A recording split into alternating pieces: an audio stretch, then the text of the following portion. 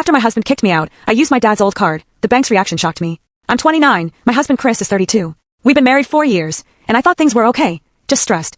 Money was tight, he worked long hours, and any time I asked about our finances he'd say, I've got it handled, don't worry. One Friday, he came home unusually calm. He put my packed suitcase by the door and said, I can't do this anymore. I need space. Go stay somewhere else for a while. I stared at him, thinking it was a joke. It wasn't. My name wasn't on the lease or the main accounts, his idea for simplicity. Suddenly I was standing on the sidewalk with one suitcase, my phone, and almost no cash. My dad passed away 2 years ago. When I moved in with Chris, I found Dad's old debit card in a drawer and kept it in my wallet for sentimental reasons. The account was supposed to be closed. The card was just plastic now. Or so I thought.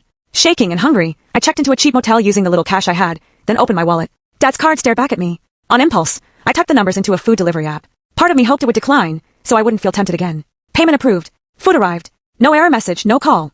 I felt guilty, but also scared. If this account wasn't closed, where was the money coming from? The next morning I went straight to Dad's old bank branch. I handed the card to the teller and said, This belongs to my late father. I think there's a problem. She checked her screen, frowned, and called the manager. He invited me to his office and pulled up the account. Your father's account was closed after his passing, he said. But there have been several recent deposits and transactions. All online, under your husband's name. My heart dropped. The manager explained that when I married, Chris had become the contact on some of my paperwork. He'd helped handle the estate. Instead of closing the account, he changed the mailing address, linked it to his email, and had been quietly using it as his personal slush fund.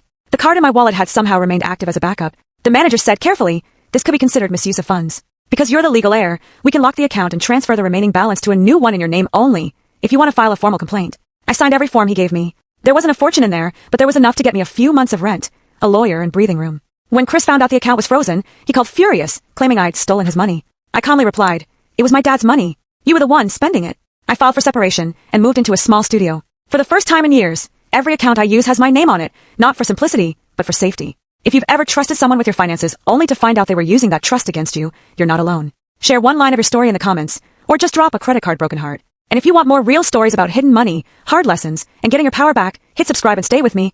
Maybe the next one will make you feel a little less alone.